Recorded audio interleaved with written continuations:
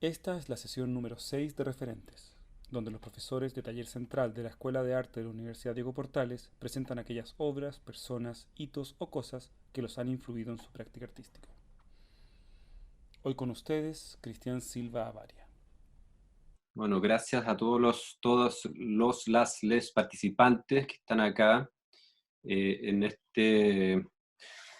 este lunes de noviembre, terminando noviembre, cuando se nos empieza ya a acabar el año. Me imagino que en el taller, perdón, ya no es taller, es seminario de grado, todavía siguen esos lapsus.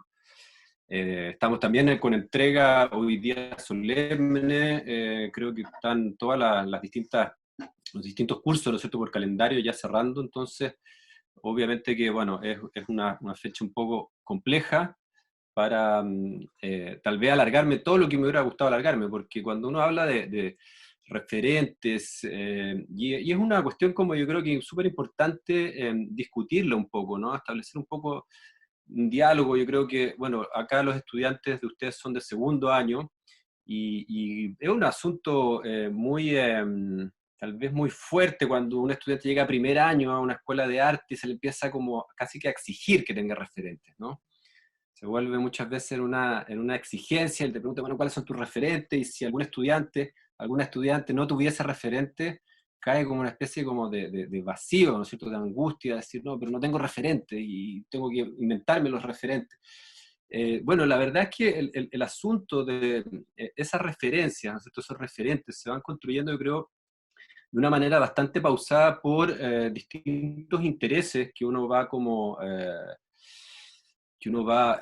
registrando, que uno va como tomando a lo largo del desarrollo, ¿no? De un desarrollo también profesional y también existencial, ¿no es cierto? El desarrollo vital, y bueno, con 45 años hoy día, hay una gran cantidad de referencias que van digamos, articular cuál es el punto de vista, cuál es la posición, desde dónde se mira, desde dónde también como se articula un trabajo, una práctica artística, pero también no solo la práctica artística, sino también creo que una forma de vida, ¿no es cierto? Una posición política, una también creencia en cómo estamos ubicados ahí. Entonces, esa cuestión como que me interesaba como empezar a plantearla, ¿no? A ponerla en discusión, esa como necesidad de los estudiantes de tener referente, y que un referente yo creo que es una forma de establecer un diálogo, ¿no? Establecer un diálogo con un otro, con alguien que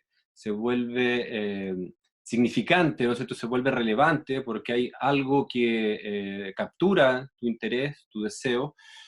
Voy a compartir pantalla para empezar con una presentación que había preparado.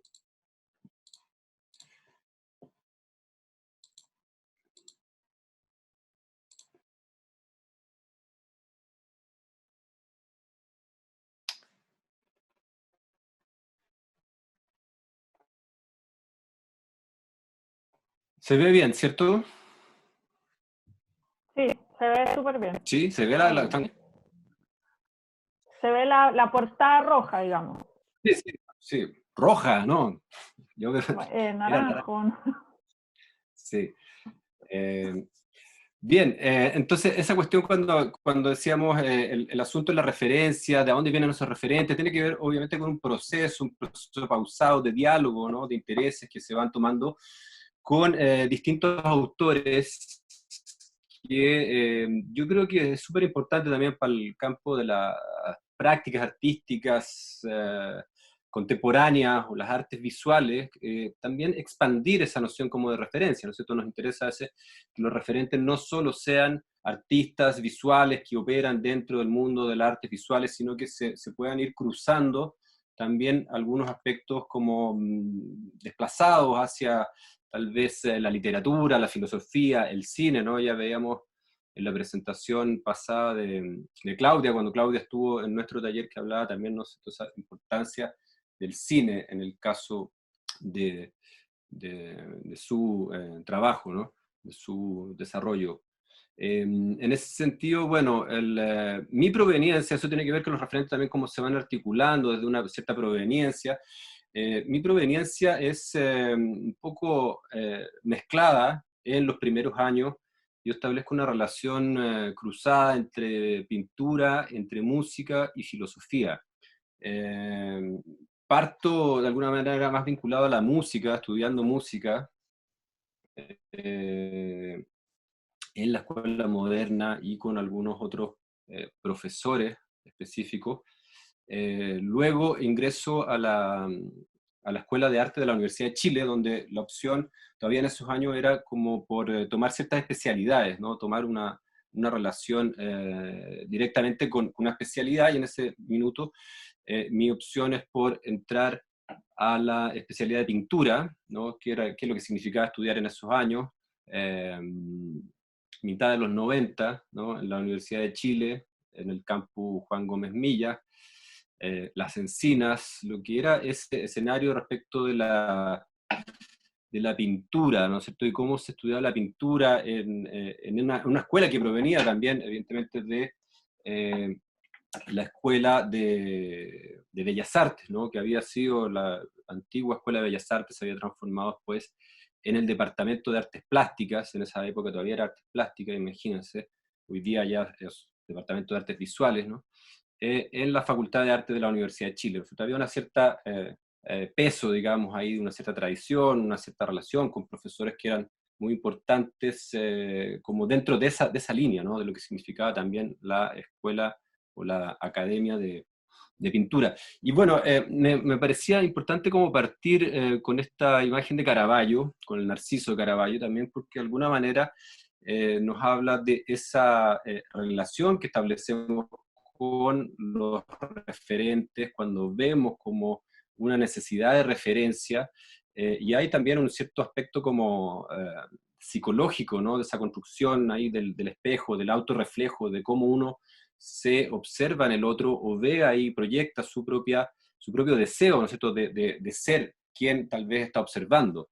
Esa relación como narcisística con las referencias, yo creo que está muy claramente ejemplificada en esta pintura de Caravaggio. Obviamente que en ese momento, cuando estudiábamos pintura en la Chile, Caravaggio y tal vez la lectura que hacía Caravaggio, porque también son importantes ahí como situar los referentes también respecto de quién te presenta los referentes, ¿no es cierto? Cómo tú llegas a ciertos referentes. En este caso, ¿no es cierto?, estábamos en una escuela de arte donde estaban figuras muy, muy claras como Adolfo Kub o Alberto Pérez, en la línea más de teoría, después incluso Guillermo Machuca, que también fue profesor algunos años de la escuela, aquí de la Escuela de Arte de la Portales, y eran de alguna manera profesores que te situaban en esa relación con esa historia de la pintura, con la historia, por ejemplo, de la pintura de la línea de Caravaggio. Y esa imagen a mí me parece que es muy, muy, muy fuerte para hablar también de referencias, hablar del espejo, del Narciso, y también la otra pintura de Caravaggio, tal vez, deseo, ¿no?, de ir a tocar aquello, la llaga de Cristo, la llaga de que testifica su crucifixión, ¿no? Y la supuesta, el supuesto renacimiento, ¿no? El supuesto como resurrección de Cristo, ¿no? Esa idea como de ir a tocar, ¿no? A tocar claramente, a meter el dedo, una forma como de desconfianza, de incredulidad y necesidad como para creer. Creo que son dos imágenes como interesantes para empezar a hablar de esa referencia, que eran evidentemente imágenes que a nosotros en esos momentos nos interesaba mucho cuando estábamos pensando en pintar también. eh, Toda esa como tradición del claroscuro, del barroco, que es lo que uno que hacía en la Universidad de Chile, en Las Encinas, en Macul, ¿no? Queriendo como representar estas grandes historias de la pintura. Pero creo que ahí es dimensión de la referencia, del reflejo y del hecho de querer como aproximarse a tocar, ¿no es cierto?, a querer como verificar un aspecto. Y en ese sentido, en ese momento también creo que eran muy importantes este juego también de espejos que se empieza a provocar en la pintura, y obviamente que las meninas también era como una referencia aquellos años ineludible, ¿no? De poder como desconstruir una cierta crisis, una cierta crítica a las formas de representación, de verse la imagen que se está pintando, el reflejo de los reyes,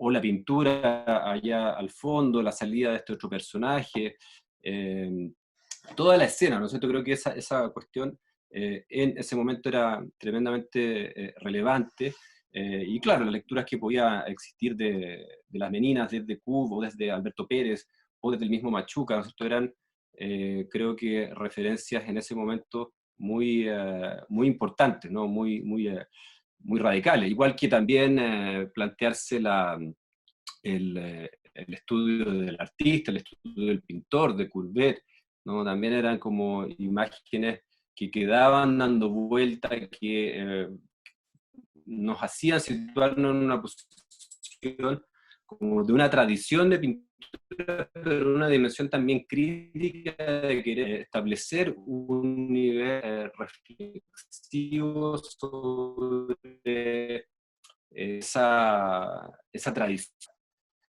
Bueno, entonces Claro. seguíamos ahí en la historia de lo que significa, ¿no es cierto?, estudiar pintura en la Universidad de Chile, mitad de los años 90, esta dimensión también crítica de incluir algunos aspectos como en que se incorporaba el campo exterior, ¿no es cierto?, la representación del estudio, la representación eh, de un quiebre sobre una imagen que intentaba, ¿no es cierto?, vincularse a estos puntos que estoy como queriendo poner. Otra imagen también que en esos años también, y que tal vez el mismo Guillermo Machuca era bastante insistente en hablar, era este famoso cuadro de manierista de Parmigianino, ¿no? La Virgen de Cuello Largo.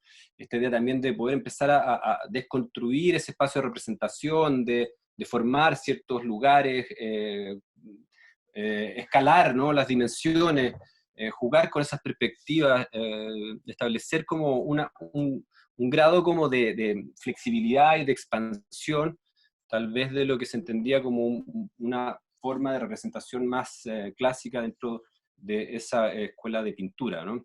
Obviamente que también en esos momentos pinturas como el Jardín de las Delicias, por todo el delirio que podía hacer, ¿no?, en esta clásica pintura, bueno, yo estaba también tan obsesionado con esta pintura en una época que incluso llegué a conseguirme viajar a Madrid, a España, para poder ir a ver la pieza, el original, que está en el Prado.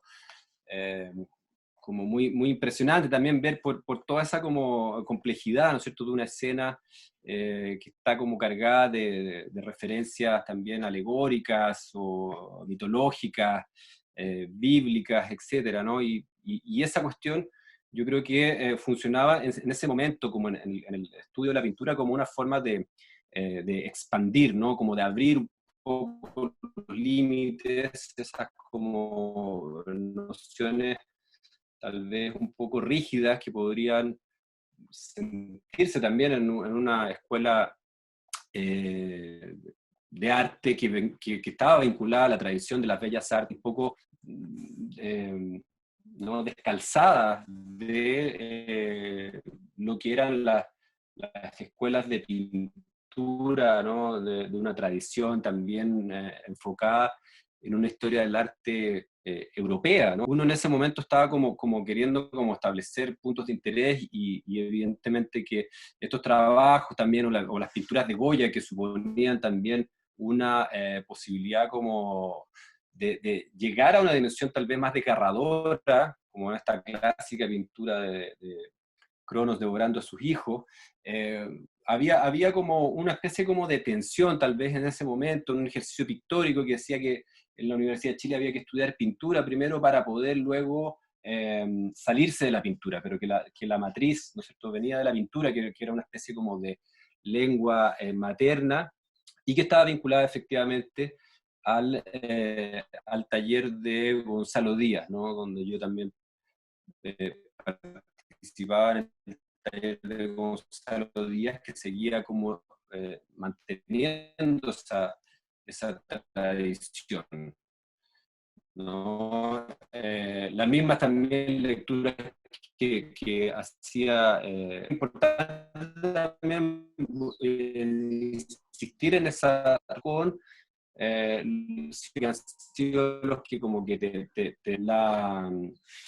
¿no es cierto? Para mostrar la relación, por ejemplo, la balsa que por años me obsesionaba a tal punto de esfuerzo para conseguir corrido e ir a ver el Jardín de las Delicias del Bosco y después ir a París a ver la Balsa de la Medusa, encontrarse en el Louvre con la Balsa de la Medusa, con esas pinturas que uno miraba y miraba en reproducción y luego darse cuenta, por ejemplo, de la dimensión de esta pintura, que es una pintura bastante increíble en su tamaño, ¿no? Una pintura bastante monumental, bastante grande, ¿no es cierto? Y la ejecución que tiene como pictóricamente es algo que merece la pena ser visto de manera directa, ¿no? Salirse de la reproducción, de la lámina, en esa época de lo que veíamos también como en las clases de historia del arte con proyecciones de diapositiva, ¿no? Que hoy día suena como una especie de prehistoria, de estar viendo ahí la historia del arte en diapositiva. Obviamente que en ese momento no había ninguna perspectiva de pensar en la existencia de algo parecido a Internet, ¿no? Y esa misma relación también de una pintura política, de una pintura que asumía una posición, pero que había un, eh, un trabajo también como de referencia, ¿no es cierto? Un diálogo, por ejemplo, una expresión de una escena, el naufragio de una ciudad o el levantamiento, es que creo que después vuelven a recuperar en un momento mucho más tarde. También esa necesidad y creo que las lecturas que hacían de estas pinturas, insisto, como en la lectura de Alberto Pérez o de Guillermo Machuca, que eran como bastante en estos trabajos también como de ese primer momento. Otra pintura, otro pintor, ¿no? También creo que muy importante en esos años era Turner, ¿no? Pintor que también empezaba como a jugar con esta necesidad de expandir la representación, ir a trabajar con la noción del horizonte, de elementos que son más bien complejos, ¿no? De representar, como sería la niebla, la bruma, el vapor, la lluvia, ¿no? Eran todas cuestiones que en ese momento nos interesaban, creo que a mí y a un grupo de estudiantes de arte, como referencias para ver, bueno, qué es lo que significaba, por qué había que seguir insistiendo en ese trabajo pictórico, ¿no? En ese ejercicio pictórico. Y por otro lado, también esos famosos dibujos de Rembrandt que suponían como un suelto también, ¿no? Para poder hacer representaciones con un montón de líneas que se trabajaban de manera precisa, pero también hay como una cuestión que me interesa ahí, yo creo que claramente está como presente esa precisión, ¿no? Como una precisión, pero también un desplazamiento para poder como liberar esa precisión, como para poder jugar con una también cierta libertad. Y en ese momento también Chile había un profesor de dibujo, se llamaba Jaime León, no sé si todavía sigue por allá, que también era, bueno, estábamos como pasando horas que estábamos como en ese ejercicio de la pintura o del dibujo, logrando buscar también un lenguaje en la práctica pictórica, en la práctica gráfica, ¿no es cierto? No solo la idea de realizar tal vez un proyecto, esta noción como del artista más bien de taller, ¿no es cierto? De una práctica de taller, una práctica pictórica suponía muchas horas de ejercicio ahí, más que formular un proyecto y luego realizar ese proyecto, más como la idea como de un trabajo no conceptual o un trabajo de articulación. Bueno, la referencia ahí de esos dibujos de Rembrandt respecto también de esas pinturas de Turner, de la búsqueda de representar algo tal vez irrepresentable, como el problema del horizonte, nos interesaba. Y bueno, volviendo ahí a la figura clave y la referencia clave, yo creo que en ese momento era la de Gonzalo Díaz, quien era el profesor ahí del taller de pintura, de los talleres finales de pintura, donde había una insistencia en trabajar con la pintura, pero con un deseo de querer expandirse de la pintura, ¿no? Salirse de la pintura.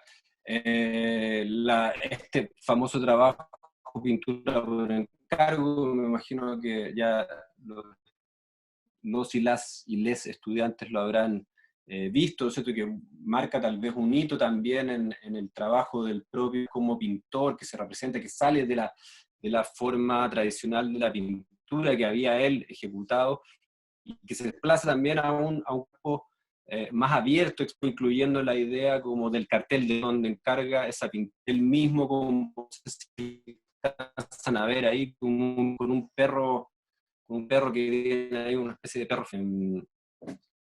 Seguía ahí con esa posibilidad como de crear una crisis sobre las finales de la escuela.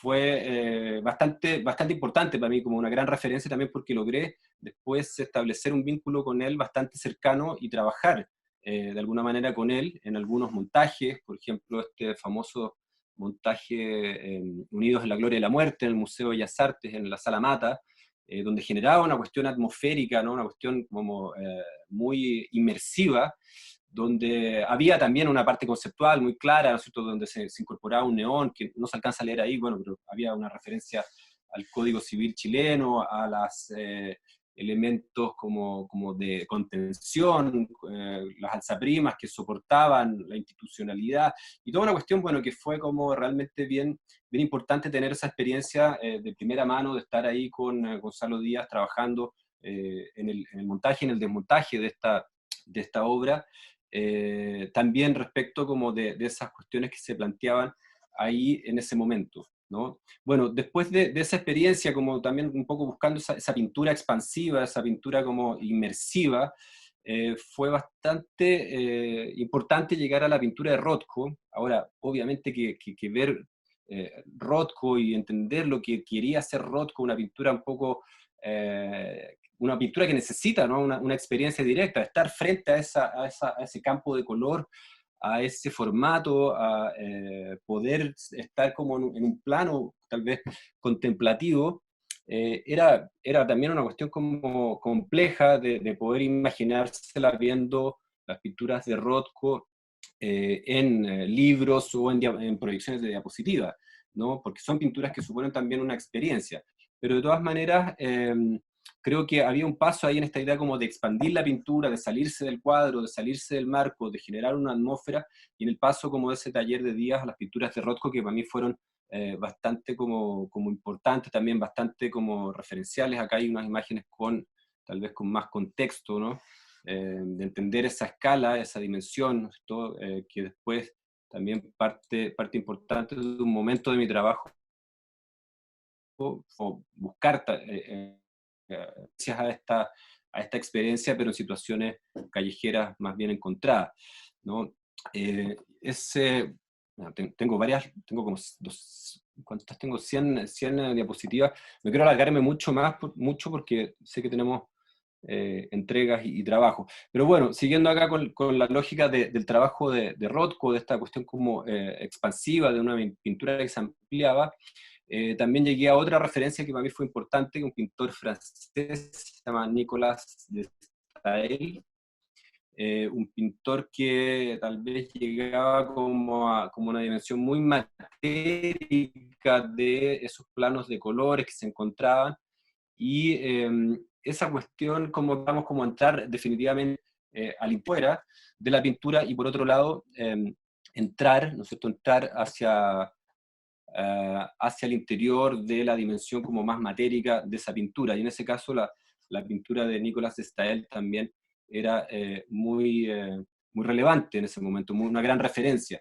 Ahora, viendo todas esas pinturas que estaban como circulando en libros, y uno metido acá en Chile queriendo realmente tener como una experiencia de pintura, fue como clave también encontrarse aquí con estas pinturas de Pablo Burjar. Pablo Burjar es un pintor chileno, ¿no? Un pintor que creo que es súper relevante, donde todavía hay como una dimensión ahí tal vez de transición entre abandonar las referencias, pero centrarse también en su aspecto matérico, en su campo formal, en su dimensión, ¿no?, de manchas, de cuerpos flotantes, de choques, de elementos que tienden a aplanarse, ¿no es cierto?, a encontrar la superficie, a tal vez abandonar poco a poco las referencias para jugar con esta tensión de la que hablo, que me parecía muy importante, que era como expandir, pero a la vez concentrar, ¿no es cierto? O sea, como precisar, cerrar, pero a la vez también ampliar. Y en este ejercicio, cuando estaba como muy como estaba muy obsesionado con pasar horas en el Museo de Bellas Artes, que era el lugar donde más podía verse pintura, ¿no es cierto?, para ver pintura y no seguir viendo fotografías, porque lo único que hacíamos era siempre estar viendo libros o diapositivas y no estábamos viendo pintura, sino que estábamos viendo reproducciones, y era importante esa cuestión como de la experiencia con la pintura en una primera experiencia, en una experiencia directa. Bueno, y en ese minuto, en lo que estaba como también en ese trabajo, fue bien curioso que tuve la posibilidad de encontrarme ahí con Eugenio Dittborn en el Museo de Bellas Artes, cuando Dittborn estaba planeando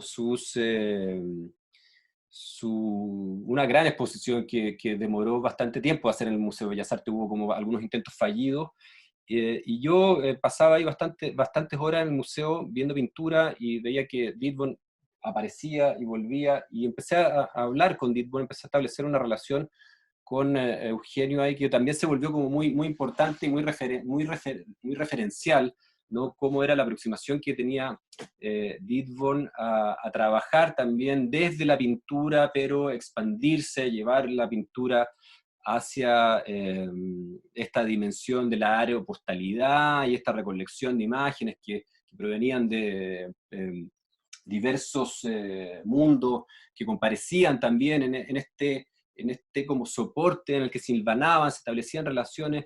Todavía, por ejemplo, yo no había conectado en ese momento la figura de Dittborn con la figura de Avi Warburg, que hoy día se me hace muy claro y que se me hace muy presente. No sé si el mismo Dittborn tenía claro como la importancia del Atlas Mnemosyne, o de todo el trabajo de estudio que hizo Warburg, ¿no? Ahí mucho antes de su trabajo, pero me pareció ahí como la figura de Dittborn, y les hablo un poco también de estas anécdotas, porque creo que también las referencias no son solo referencias a veces como desconectadas, cuestiones, digamos, académicas, sino que a veces tiene que ver mucho también con la experiencia vital, que significa encontrarte con un artista o con un profesor, y ese profesor o ese artista conecta con cierto tipo el trabajo de puente que hizo Díaz, ¿no es cierto?, desde la Escuela de Arte de la Universidad de Chile, y el trabajo que logré como tener con Dittborn en ese momento, al establecer como esa cercanía con él. Dittborn me invitó a participar del montaje de esa exposición en el Museo de Bellas Artes, que, como les decía, demoró bastante tiempo, tuvo unas versiones como más fallidas, se iba a hacer, no se hizo, 2 o 3 veces pasó eso, y eso supuso, bueno, establecer un vínculo mucho más de cercanía con Eugenio, y en la medida en que empezabas a tener también un diálogo sobre lo que suponía el ejercicio del arte, la práctica artística, y esta reflexión también sobre la pintura, que venía siendo como una base importante. No sé si se ha escuchado bien hasta ahí. ¿Cómo va la conexión? ¿Me dicen, por favor? Mejor, sí, se ha escuchado mejor, yo encuentro. Al final, un poquito más cortado, pero mejor que antes, digamos. Ya, mejoramos, qué bueno. Sí, Qué sí, bueno, alegro. Bueno, no saco nada si hablo lento para que se entienda, ¿no? No, tal vez peor, mejor no, hablar más además rápido. que igual se sigue el hilo, ¿cachai? Así que no, igual se entiende, así que dale nomás. Oye, pero se escucha harto mejor. Está bien Sí, así. sí. Ya, tal vez fue un momento ahí de mucha demanda de red por aquí, o por allá, no sé dónde está internet. Bueno, entonces les comentaba esta como también importancia de estos vínculos como con artistas o profesores o guías que van también encontrándote y dándote algunas pistas como para entender de manera tal vez más profunda, más compleja, ciertos referentes o ciertos intereses que uno podía tener. Y en este caso, con el trabajo como de Didbon, que hacía también un gesto que me parecía, volvía a notar esta cuestión que me interesaba a mí, que les comentaba, como entre una expansión, la expansión de esas pinturas aeropostales que se podían desplegar y tomar una gran superficie y luego una concentración, y podían cerrarse luego para entrar a un sobre, y ese sobre podía como jugar en una especie como de doble estándar, porque según Didbon, no sé, decía que se camuflaban esas pinturas y parecían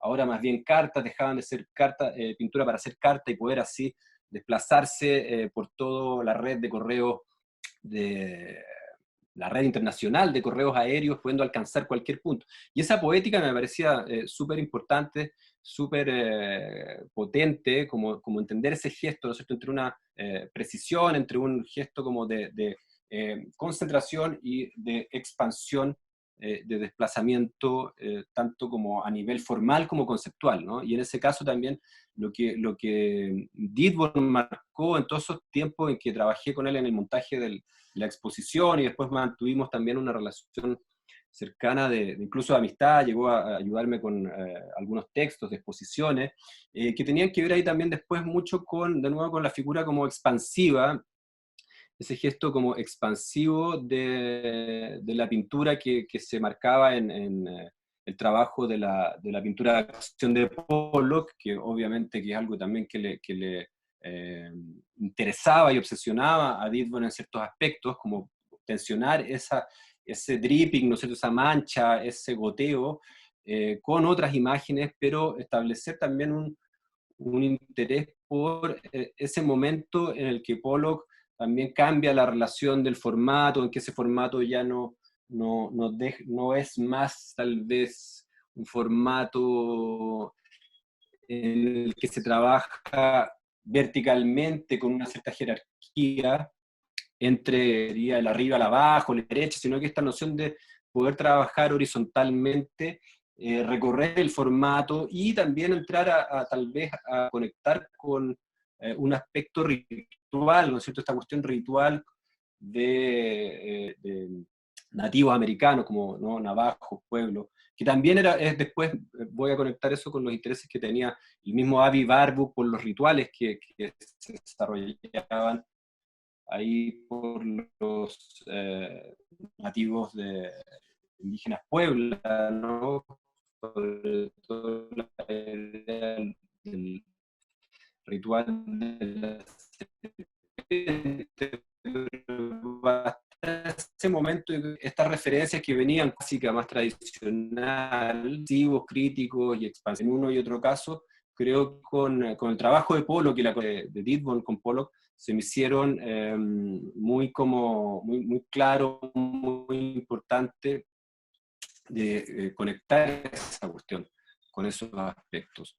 Ahora, como de la pintura, de alguna manera también va a estar ahí como de la expansión y de la stripping, que muchas veces también se ha asociado hacia como aspectos musicales, ¿no?, hacia aspectos como de la improvisación, del jazz. Empezó también a conectar un poco antes de estudiar pintura, antes de entrar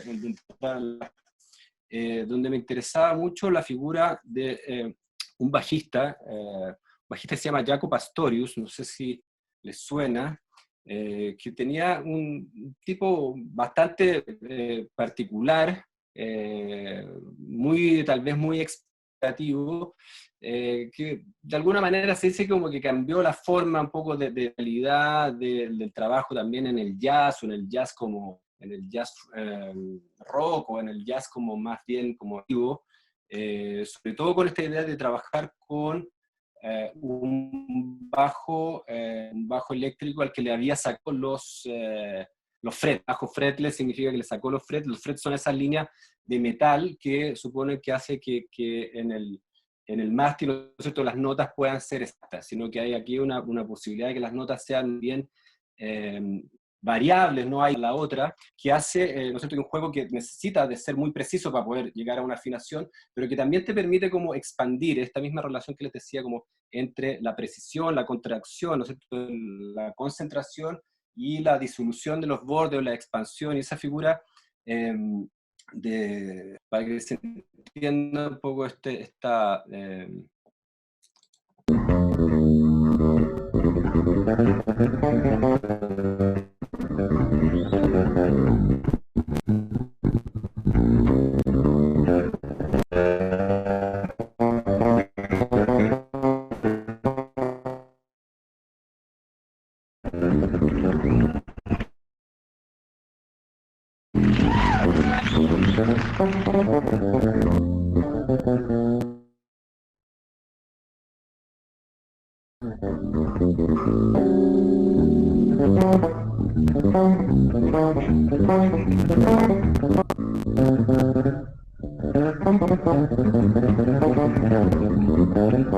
Bien, solo para que tuvieran un poco una idea de qué es lo que significaba como este trabajo. Bueno, y este ejercicio también musical me llevó como a otras referencias.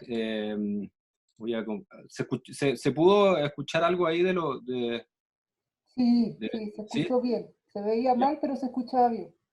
ya no sé, un video que tiene pésima definición, pero básicamente... Bueno, y esta idea también de una música un poco más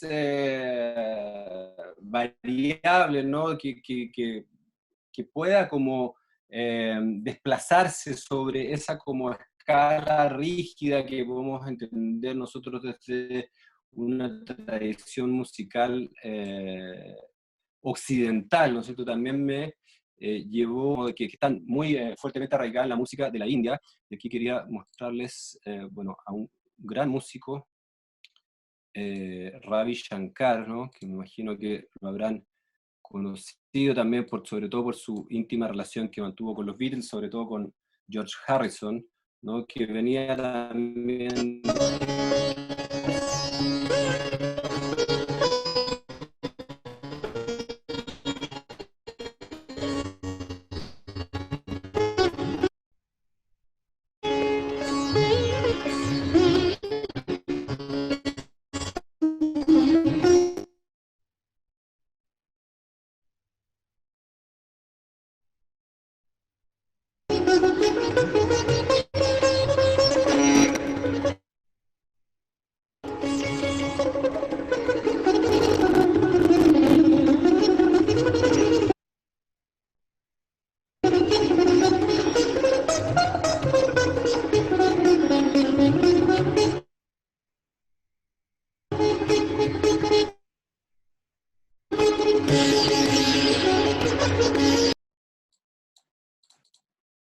Muy bueno.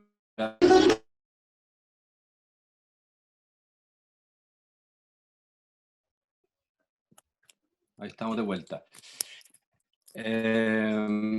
Ya, bueno, les decía entonces como este trabajo que de aproximado antes de arte y estar como con la música, y esa música de una tradición, bueno, occidental, y que se desplaza a esta figura de una música más, digamos que una música mucho más compleja por las variedades, y que supone también que siempre hay una oscilación, ¿no es cierto? Central se llama el glissando, que en la música de la India se llama el geng, ¿no? Que pareciera ser que es lo más importante dentro de la música tradicional india, esta idea de esa oscilación que puede provocarse justamente en este instrumento, el citar. Aquí está, bueno, la clásica foto de Shankar con George Harrison y toda esa colaboración que tuvieron ahí con los Beatles, como también buscando expandir esa noción musical.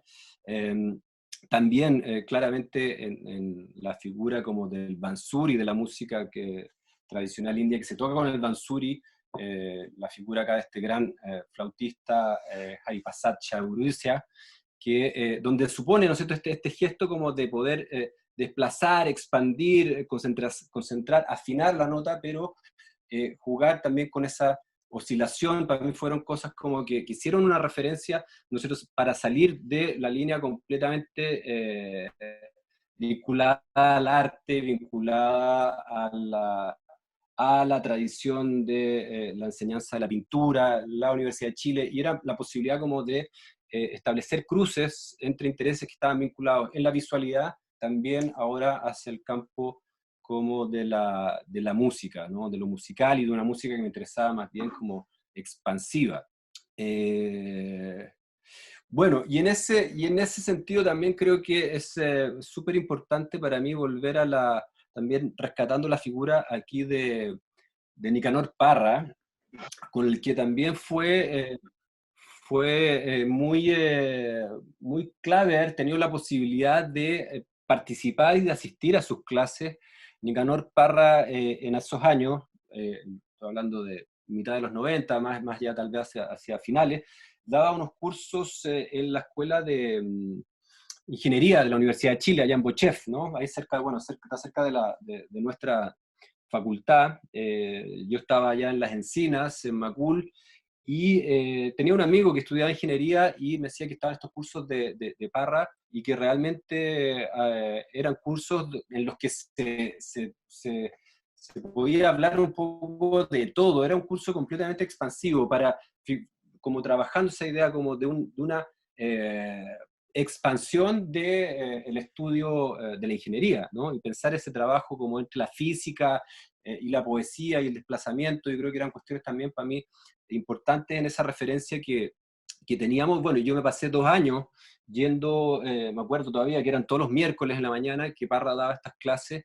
en Bochef, donde estas son las clásicas fotos de Bochef escribiendo, no sé, con tiza todavía ahí, y tener a Nicanor Parra permitiendo hacer esas lecturas, como esos desplazamientos, esas expansiones, esos cruces también, creo que para mí fue una referencia ineludible, más allá del interés por la antipoesía o por el trabajo como que uno podía como estar pendiente digamos, en el día a día, trabajando ahí como estudiando, leyendo a Parra, pero el hecho de estar 2 años visitando las clases de Parra, para mí fue muy importante, muy lúcido, como ver también esta como necesidad de expandir, de cruzar el gesto antipoético, lo que significa también la oposición, la resistencia a una especie como de norma, ¿no? O de categoría establecida, fue también muy importante, y de alguna manera durante el segundo año Parra estaba completamente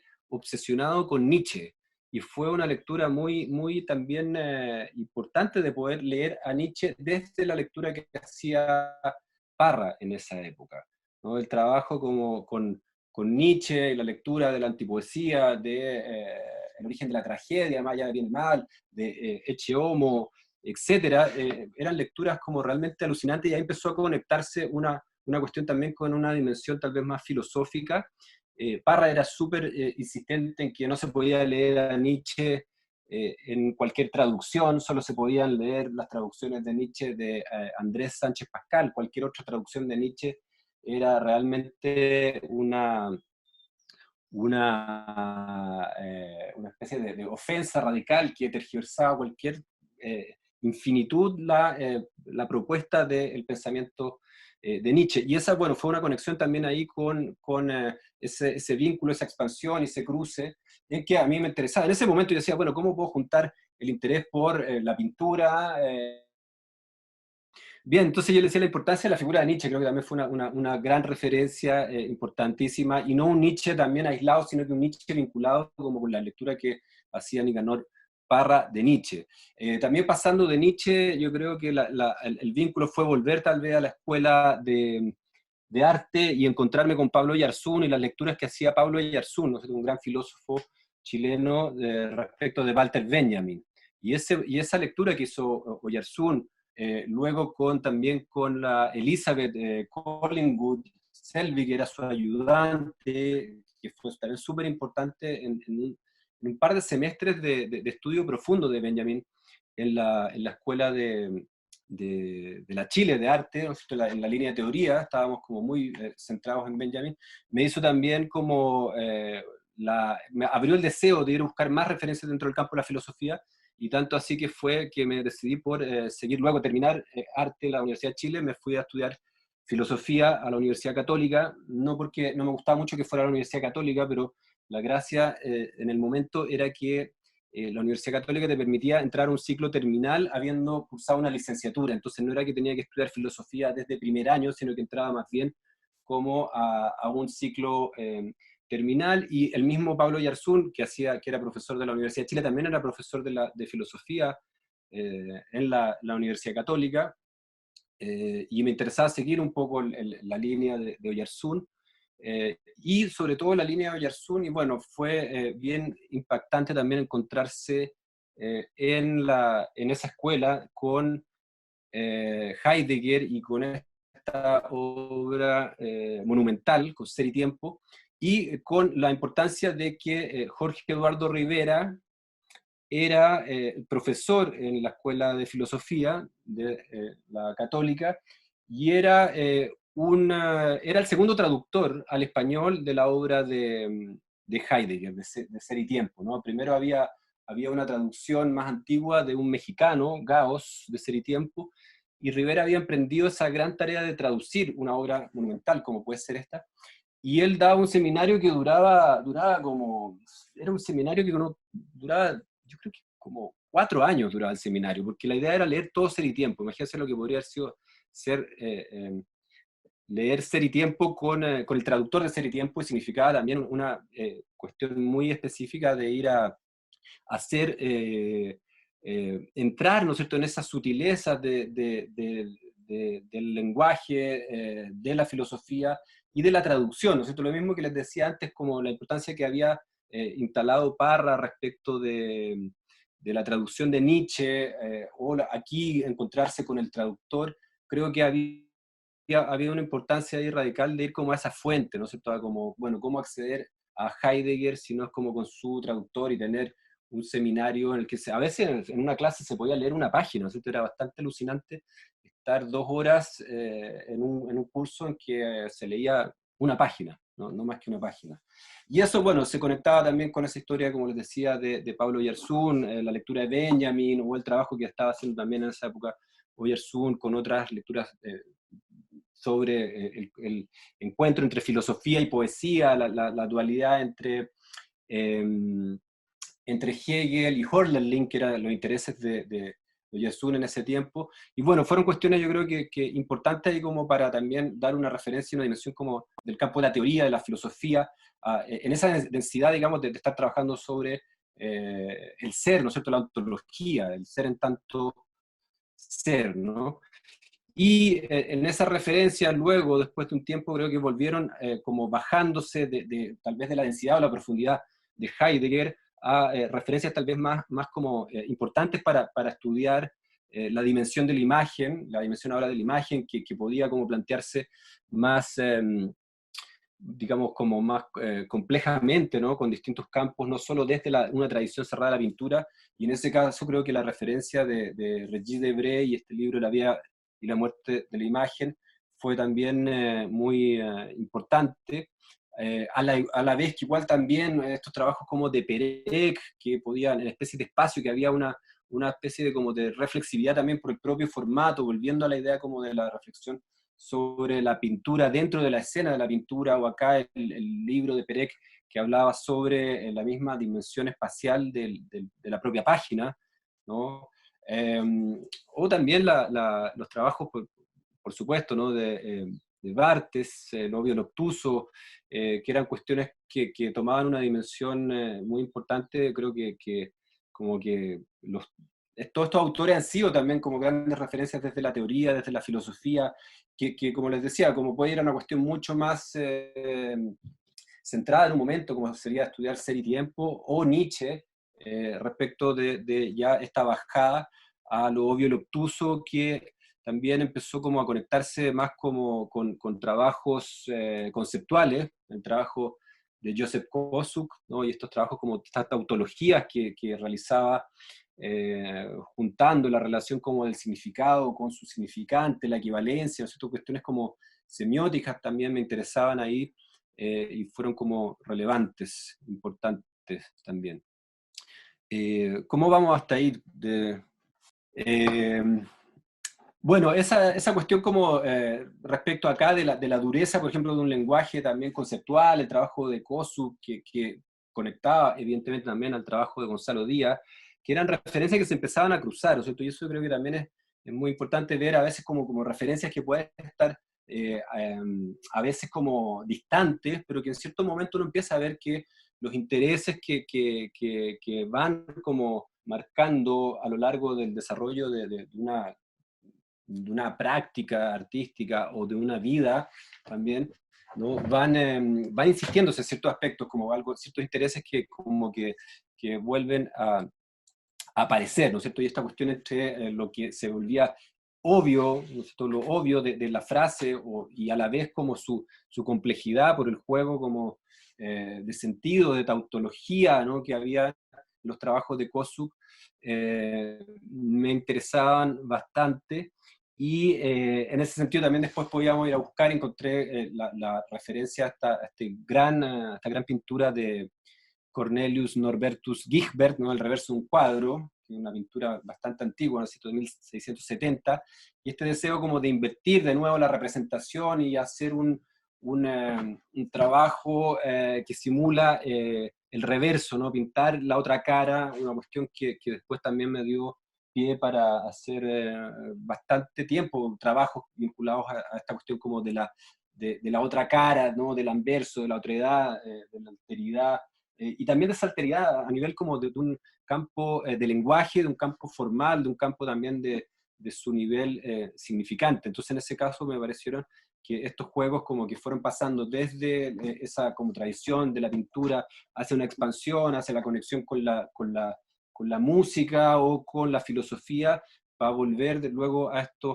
estos trabajos. Y me parece también que los cuadrados de Malevich, ¿no? El cuadrado negro o el cuadrado blanco, son también grandes referencias muy importantes que, que, que de alguna manera como que ponían todo un poco en jaque, ¿no es cierto? Por ese límite de visibilidad o ese deseo como de conquistar esa superficie, ese vacío, pero ese vacío que a la vez como podía estar como en una dimensión de un lleno, ¿no? Una contradicción, una paradoja. Creo que esas cuestiones como paradojales también han sido cosas que siempre me han interesado, han sido como relevantes.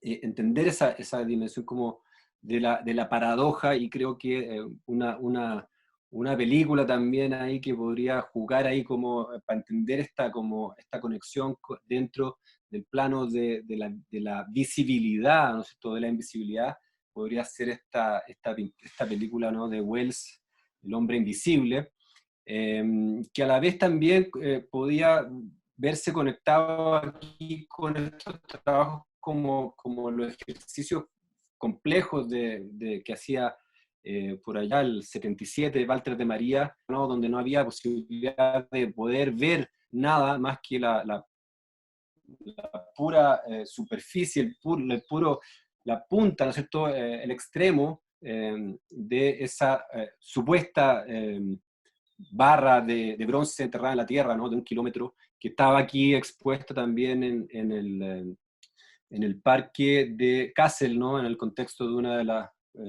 documentas, ¿no?, de las documentas que se hacen en Alemania, en Kassel.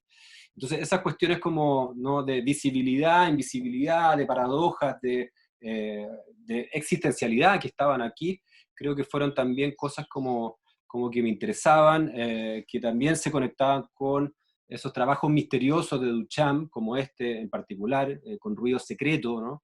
Algo que suponía una aceptación de una creencia que había algo ahí que emitía un ruido, ¿no es cierto?, que se movía ready-made con algo que generaba ese misterio, ese sonido, ¿no es cierto? Y esa como amplificación en un sentido tal vez a partir de algo que podía ser evidentemente muy banal, ¿no? Algo que era muy, muy pequeño. Hay una como dimensión también de fuerzas ahí que me parecía importante trabajar, que me interesaba trabajar, como entre una reducción tal vez de elementos, ¿no? Un mínimo de aspectos que podían potencializarse en un máximo de sentido o amplificación, ¿no? Entonces, seguía con esa relación.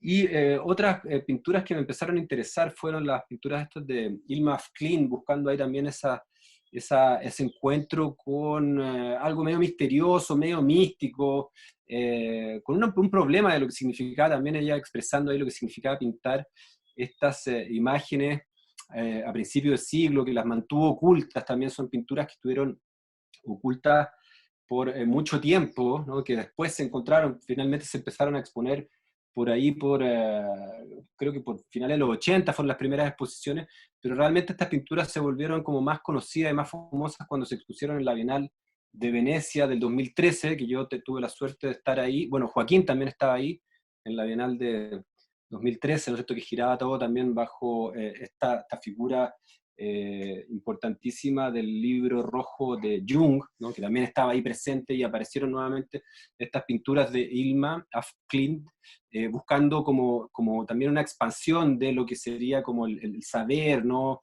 el misterio, la conexión con mundos tal vez invisibles, ¿no? Hay una cita acá que tenía acá que hace, después Ilma af Klint estuvo también aquí cerca en la Pinacoteca de Sao Paulo, también tuve la suerte de volver a ver esa exposición allá, y hay todo un halo de misterio que me parecía también, uno nos dice, bueno, si entramos en esa dimensión de creer que hay una conexión, ¿no es cierto?, con unos... con una canalización de ciertas experiencias de espíritus, ¿no?, que daban como las guías a lo que Ilma af Klint, y que por eso mismo mantenía todo como un poco en secreto, ¿no es cierto?, oculto. De hecho, las pinturas estaba como en el testamento de Ilma, estaba expresado que solo se podían mostrar 20 años después de que ella muriera, y le dejó ese legado como a un sobrino, que era el heredero, quien tuvo que hacerse cargo de una serie de pinturas que estaban escondidas en un sótano, encontrándose ahí como con la posibilidad de mostrar lo que en el momento en que se habían realizado no habían sido, digamos, no había sido posible mostrarlo. Tal vez era necesario, ¿no es cierto?, mantener ese grado como de misterio, esa invisibilidad, ese punto de ocultamiento, ¿no? Y ahí, bueno, esta cita decía que Ilma af Klint tenía conciencia que por mientras que realizaba el trabajo y se mantenía presente en el proceso, era una herramienta transmisora, actuando como intermediaria entre el mundo invisible, perdón, y el visible, sin cuestionar las tareas que eran encomendadas. No le eran encomendadas tareas supuestamente por una serie de espíritus que canalizaban, y me parecía que era interesante como volver con esa cuestión respecto de la dimensión misteriosa, visible, invisible, que podía tener el arte, la música y la filosofía. Ahora, dentro de todo ese como viaje, de todo ese camino, ¿sí? ¿Alguien quería decir algo? No. Mariana, ¿se sigue escuchando bien? Sí, se escucha súper Sí. bien, Cristian. Ahora sí que sí. Sí, ahora sí. Sí, sí, sí, sí. Gracias nomás. Quedan 2 minutos. Terminando. Sí. Pucha, me queda un poquito más, pero bueno, voy a tratar de apurar. Bueno, dentro de toda esta como dimensión también creo que otra referencia importante fue la dimensión de lo fotográfico. Yo, a partir también del trabajo pictórico y del trabajo como con una necesidad de expandir la pintura, empecé a hacer muchos registros de pintura expansiva, pinturas que estaban como inscritas en espacio arquitectónico, en espacio urbano, y ahí empecé como a trabajar también con la cuestión fotográfica, y empezó a ser una necesidad como que muchos trabajos se volvieron fotográficos, ¿no? Empezaron a asumir el formato propiamente tal cada vez más. Y esa dimensión de lo fotográfico, bueno, también vuelvo a esta imagen de Caravaggio con este índice, ¿no es cierto? Creo que esa cuestión del índice es muy importante para entender la fotografía en el campo de la fotografía, además de obviamente la cámara lúcida de Barthes, que fueron como libros importantes, o Susan Sontag sobre la fotografía. Está el trabajo como de un francés, Philippe Dubois, que llama el acto fotográfico, que hace toda una reflexión también sobre la condición de indicialidad, de índice de la fotografía, que podría estar como también vinculada a ese trabajo acá de de Caravaggio, o en este video, en esta videoacción de Vito Acconci, ¿no es cierto?, donde se mantiene Vito Acconci indicando justamente la cámara, el espejo, ese video que se vuelve como un espejo, y que empieza a ser como relevante para mí empezar también a ver esas referencias dentro del campo fotográfico, el trabajo de Sugimoto, ¿no es cierto? Creo que ha sido fundamental también entender estos trabajos que hace sobre los cines, donde la imagen proyectada empieza a ser invisible, ¿no es cierto?, por tiempos de exposición, conflictos ahí como de trabajar sobre esa dimensión de la exposición y la aparición digamos, del teatro, del espacio arquitectónico que hace Sugimoto, también fueron súper como importantes, como buscar un trabajo también tipológico que, bueno, se va a conectar luego con el trabajo también de los alemanes, de Becher, importante, pero antes de llegar a los Becher estaba también la figura, creo que de Jeff Wall, un fotógrafo canadiense, también, que un trabajo que opera un poco por el lado contrario, por la escenificación, ¿no? Sobre escenificar situaciones que nos pueden recordar también, obviamente, las Meninas de Velázquez o ciertos trabajos como pictóricos. Hay un ejercicio muy también cuidado de Jeff Wall con esas referencias a la pintura, con esas referencias a la historia del arte, y creo que era otra importante referencia, conectando ahí como la tensión entre una fotografía escenificada o una fotografía más bien encontrada, que ahora sí serían como estas grandes referencias de este matrimonio de fotógrafos alemanes, los Becher, ¿no es cierto?, que crearon toda esta escuela en Düsseldorf, ¿no?, la escuela de Düsseldorf, donde salieron luego fotógrafos como Andreas Gursky, Candida Hofer, Thomas Truth,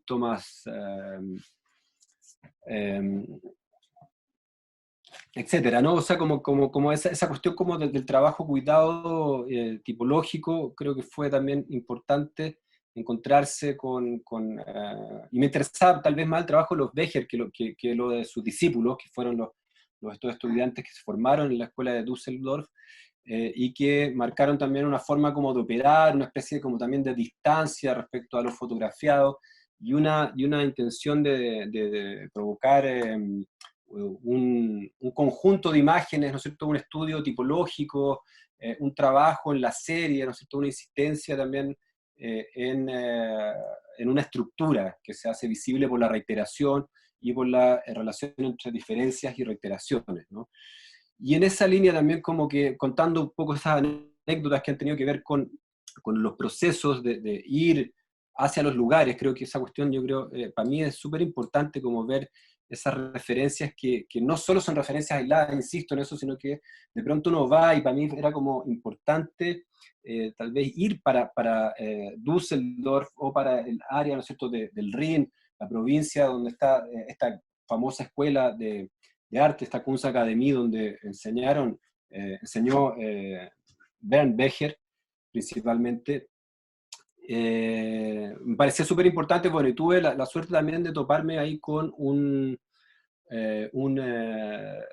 dupla de artistas alemanes también de la misma área, que estuvieron en Chile haciendo un trabajo en el que estaba involucrado también Camilo Yáñez, en Matucana 100 había invitado a una serie de artistas alemanes, dentro de ellos estaba Mike y Dirk Glover, dos hermanos que trabajaban así en conjunto, con los que yo tuve como un grado como de afinidad, y finalmente me invitaron a ir a su estudio, a quedarme en sus casas, y empecé a encontrarme con este trabajo que hacía los hermanos Lovert, que es un trabajo también como, bueno, tiene muchos planos, pero hay un trabajo principalmente fotográfico que lo que buscaba también era establecer un lenguaje que podía expandir, que podía complejizar una toma, superponiendo elementos, agregando o restando, manipulando un poco la imagen a partir de ciertos retoques digitales, pero que también tenían que ver con muchas cuestiones que ellos también hacían en el espacio arquitectónico, que se podían replicar de manera fotográfica, ¿no es cierto? Y estos trabajos como que habían sido también ahí conectarse y estar en Alemania, ¿no es cierto? Bueno, en Colonia, en Düsseldorf, en esa área, ¿no es cierto? Y poder tener la posibilidad de ir presencialmente a la escuela de Düsseldorf y ver y estar un poco ahí con lo que había quedado de esa tradición fotográfica alemana que en algún momento había sido como un poco despreciada, ¿no? por los fotógrafos que estaban más involucrados dentro de una fotografía tal vez más periodística o más heroica, ¿no? Acusaban al matrimonio Becher de ser extremadamente aburrido. Y a mí me parecía que ese aburrimiento en ese trabajo tenía como un gran sentido, ¿no? Y un gran interés. Esa cuestión, o sea, esa complejidad entre lo que se supone que es aburrido o lo que se supone que es, ¿no es cierto?, como interesante, relevante, etcétera. Voy a tratar de pasar bien rápido, para no alargarnos mucho más.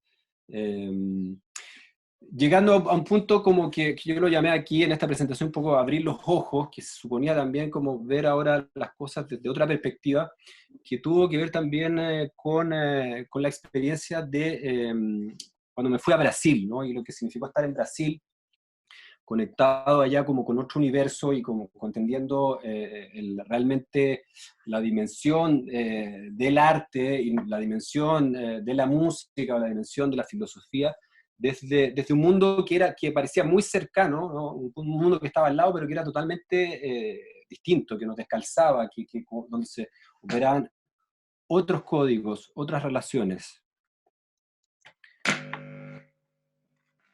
Entonces, y eso tenía que ver en Brasil, bueno, tenía que ver un poco con esa dimensión de entrar en esos planos como también más misteriosos. Brasil es un país que está lleno de misterio, ¿no es cierto?, lleno de trabajos también rituales, que tienen que ver mucho como con la conexión de planos no visibles, planos que tienen que ver como tal vez con el deseo.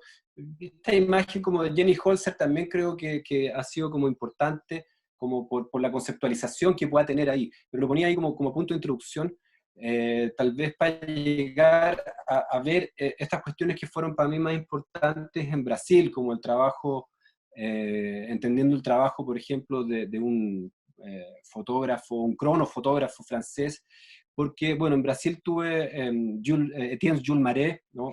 Y este trabajo que tuvo un contacto en Brasil, bueno, con muchos pensadores también de la línea francesa, entre ellos Philippe Alain Michaud, un teórico francés que le interesa esta cuestión como de la noción de lo visible y de los parámetros, por ejemplo, visibles en la fotografía. Aquí en esta cita, voy a leer solo la segunda parte, dice: así se invierten los parámetros usuales de la fotografía. En vez de representar el cuerpo, figurando el movimiento, representar el movimiento gracias a un eclipse del cuerpo. Esa cuestión también creo que fue importante en el momento que estuve en Brasil, la conexión como con Philippe Alain Michaud y la línea que se empezó a desplegar ahí a otras figuras súper relevantes que para mí son referencias importantes, va a pasar rápido, como la figura de Michel Foucault, de Gilles Deleuze, George Didi Uberman también, que tuve la suerte de conocerlo en Brasil, que tuvo varias temporadas allá haciendo algunas conferencias, haciendo algunos workshop también, y tuve una posibilidad de estar en un contacto directo ahí, entendiendo un poco esa aproximación que tenía Didi Uberman, que venía de esa línea también francesa, que podía como actualizar el pensamiento de Deleuze, y sobre todo el pensamiento también de Barbu, que fue algo que me interesó mucho y que conectó con la figura de Farocchi, el cual también tuve la suerte de poder conocerlo a partir como de un encuentro con Didi Uberman, y con Tadeu Capistrano, que fue mi profesor guía allá en Brasil,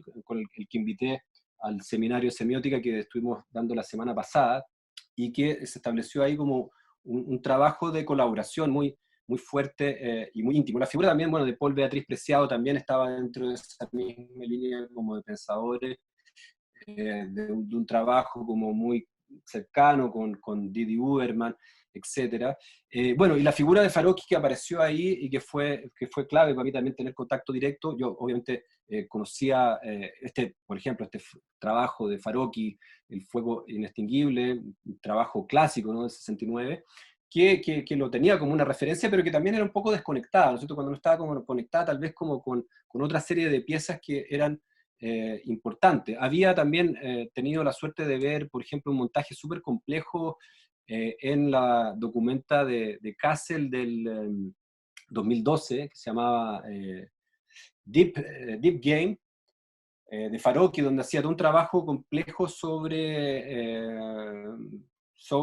lo que implicaba un juego de fútbol y la representación y lo que estaba entrando ahí en un poco inteligencia artificial, análisis de datos, ¿no? Big Data, y me parecía como curioso entender esa posibilidad como de pasar de un trabajo como este de Farocki, tan emblemático. Me imagino que todos habrán visto este trabajo, ¿no es cierto?, que es como un clásico ya, sobre el conflicto sobre la representación, cómo representar, cómo abrir los ojos, no sé, Farocki, ¿no?, en El fuego inextinguible, respecto de estos trabajos.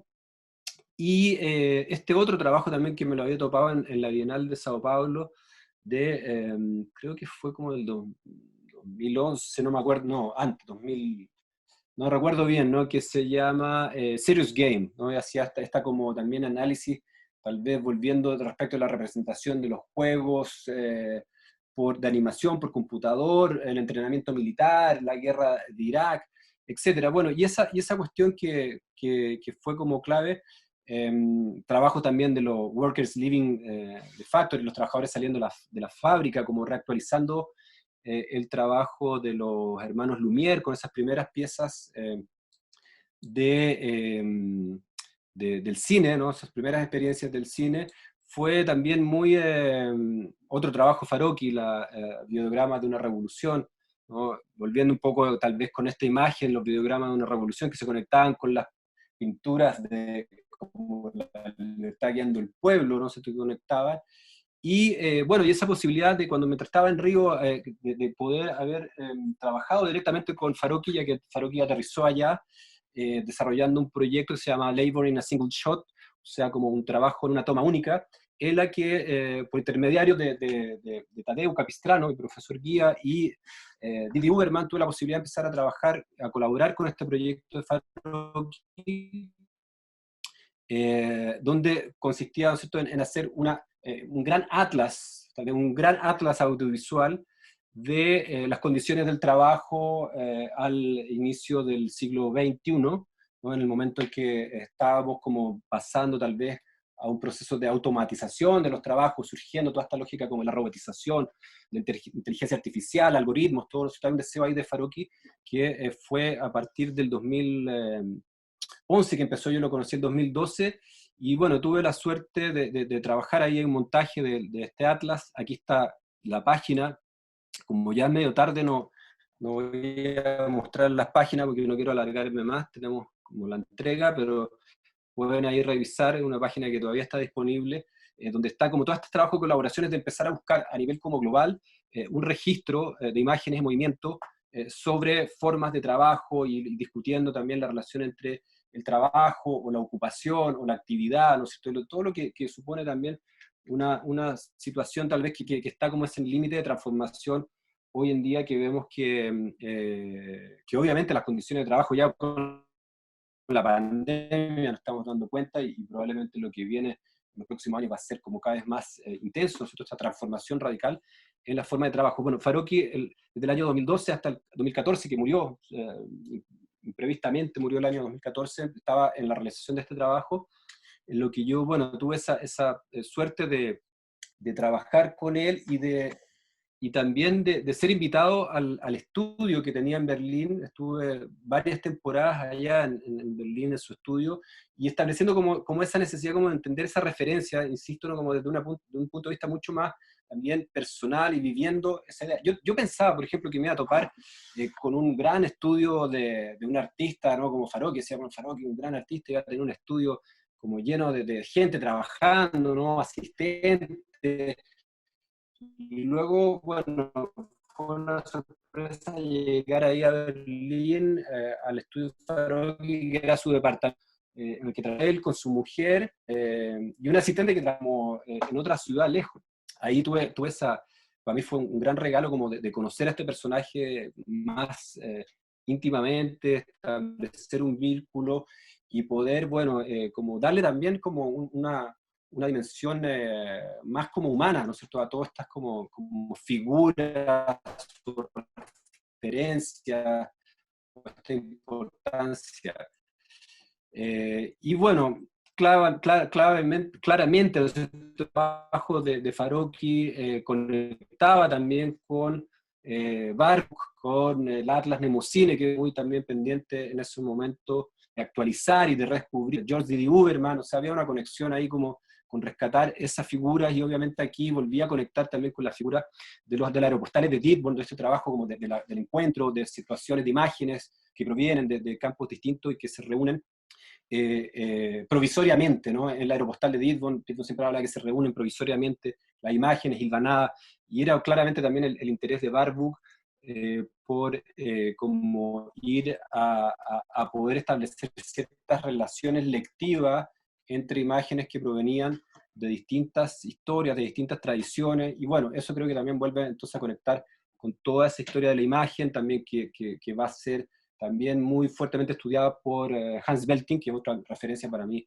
muy importante, que también lo veo en algunos cursos, Hans Belting como un historiador. Bueno, pasar rápidamente por la última parte, obviamente que también ahí el trabajo de Godard, las historias del cine, ¿no? También puedan estar en esa misma dimensión.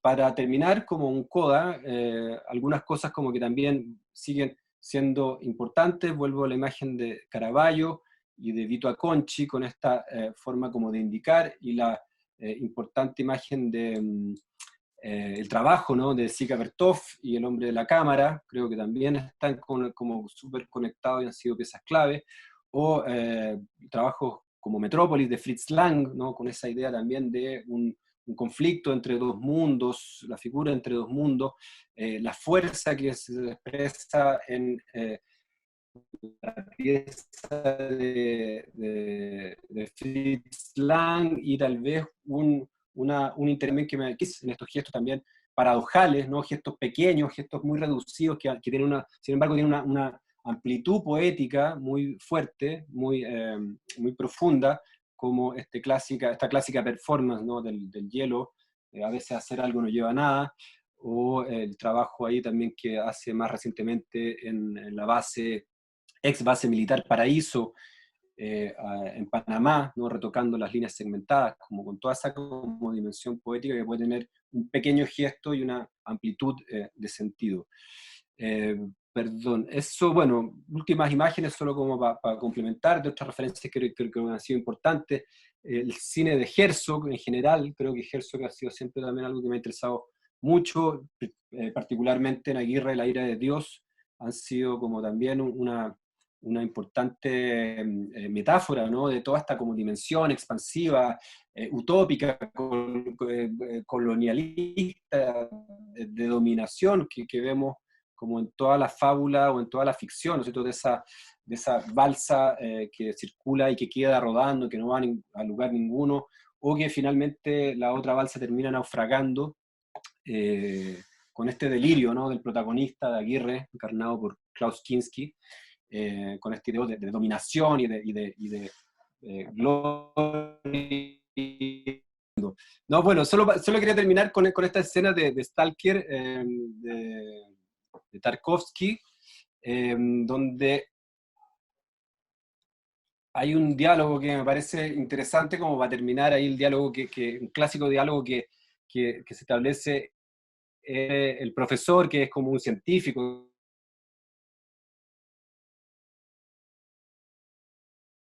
de ese conflicto entre tal vez en ciencia y arte.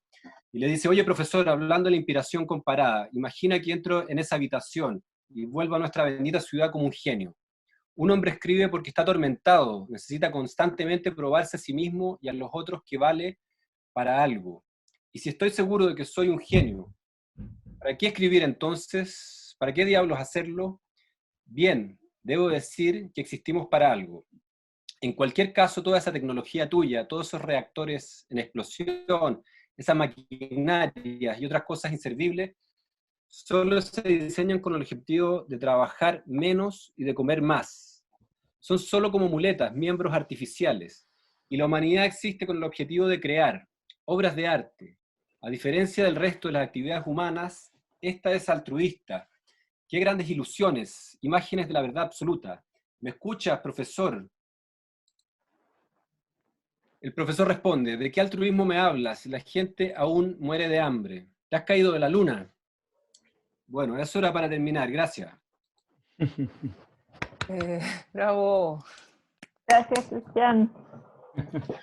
Bueno, uno, te quería agradecer, voy a hacer un resumen terrible, pero te quería agradecer que fue de las presentaciones, me ha tocado ver todas, por razones lógicas, eh, y con placer, y creo que la tuya ha sido la más claramente centrada en el puente entre la situación local y la situación ampliada, o sea, o internacional, si queréis llamarla, o como quiera. O sea, creo que fue muy generoso en ese sentido, y muy como de que tú hacías este puente, como estudiaba en este lugar, estos eran mis profesores, esto era lo que veía, etc.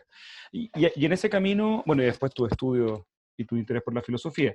Pero mi pregunta, dicho ese gracias por hacerlo local también, tiene que ver con que tú nombraste la pintura como base, y tiene mucho sentido porque estudiaste en la Universidad de Chile, ya lo vimos con Ignacio, que es el tema de la pintura en la Universidad de Chile es muy heavy. Mi pregunta es si tú recuerdas el momento en que abandonaste la pintura en términos técnicos. Puede que vuelvas, nadie dice que no vuelvas, pero... O nunca estuviste ahí, y eso asociado a algún referente, como si es que podís, ¿cachai? Como, ¿en qué momento dijiste como ya, definitivamente este no es mi territorio en Es términos que, técnicos? es que nunca lo he abandonado, ¿ah? ¿No? La verdad que nunca lo he abandonado. O sea, como que en cierto momento, yo creo que es una cuestión que nunca se abandona, después de haber pasado todas las horas que pasamos pintando, porque realmente es una cuestión que yo creo que toda la semana era prácticamente estar en el taller pintando, o si variaba desde el taller de pintura al taller de dibujo, Mm, y de pronto en las tardes habían como una especie como de paréntesis que eran los cursos teóricos, los cursos más bien como de esa línea también de filosofía, que creo que la figura obviamente de Pablo Oyarzún era mm. también un gran regalo tener esos como grandes filósofos, ¿no? O sea, estar como en conexión con Pablo Oyarzún o con Alberto Pérez, como él decía, ¿no es cierto? Alberto Pérez, bueno, es una figura tal vez hoy día más distante porque ya hace varios años que murió, ¿no? Mm. Eh, Alberto Pérez o el mismo Guillermo Machuga, que bueno, que era un poco más cercano para nosotros dentro de la escuela. Pero eso era una especie de paréntesis que hacíamos y había que ir a las clases de teoría y luego seguir pintando. Entonces es una cuestión como que queda, en el fondo, como queda muy marcada. En ese sentido creo que nunca he abandonado la práctica como pictórica o de dibujo. Tal vez la mantengo más en misterio, más oculta, aunque a veces publico unas acuarelas en Sí, sí, Instagram sí. que la gente cree que ahora me volví como acuarelista nomás, no porque, Ay, qué bueno. no porque publique son como una especie de divertimento, ¿no? Pero la verdad que también hay toda una cosa ahí como que tal vez que va quedando como capas, tal vez que puedan mostrarse en otro momento, y me parece que creo que lo que significa esa posición que toma Ilma af Klint, ¿no es cierto?, esta pintora sueca, que mantiene como todo un trabajo, toda una producción pictórica en completo secreto, ¿no es cierto?, en completo como misterio. Mm. Esta cuestión para nosotros es como en la ansiedad, ¿no es cierto?, de la exposición, en la Sí, sí, sí, ansiedad ok. de la visibilidad del artista o de la carrera. Creo que hay unas cuestiones. Yo creo que por suerte he tenido como una gran posibilidad de regalo, tal vez de ir haciendo cosas paralelas, o también incluso hoy día estoy como rescatando todo un trabajo con la música, que no sé cuándo va a tener posibilidades de poder mostrarse, ¿no es cierto? O más bien escucharse, Escucharse, sí. ¿no? Más que mostrarse, escucharse, porque son cuestiones como que van trabajando de una manera tal vez más oculta, un poco más misteriosa, sin el deseo tal vez de inmediatamente exhibir o sacar un disco o hacer...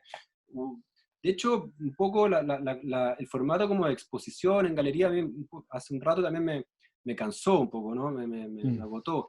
Entonces, de alguna manera yo creo que ese trabajo entre la pintura, la música, la fotografía y el video, y también esa otra como campo más bien de intereses teóricos, son cuestiones que trato como de ejercitar de manera paralela, de manera simultánea.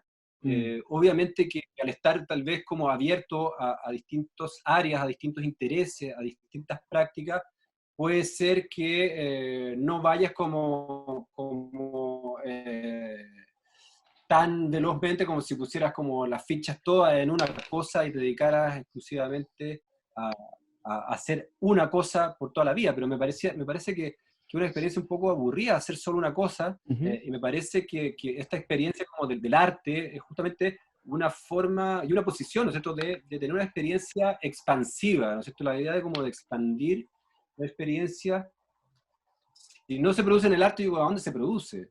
Entonces cuando vemos como que el arte se transforma también en una especie como de carrera, ¿no?, de carrerismo por ganar posiciones bienales o visibilidad, creo que también eso supone también una especie de instrumentalización y de transformar la práctica en un producto, ¿no? Mm. Que es algo que creo que a mí no me interesa tanto la idea de ese producto.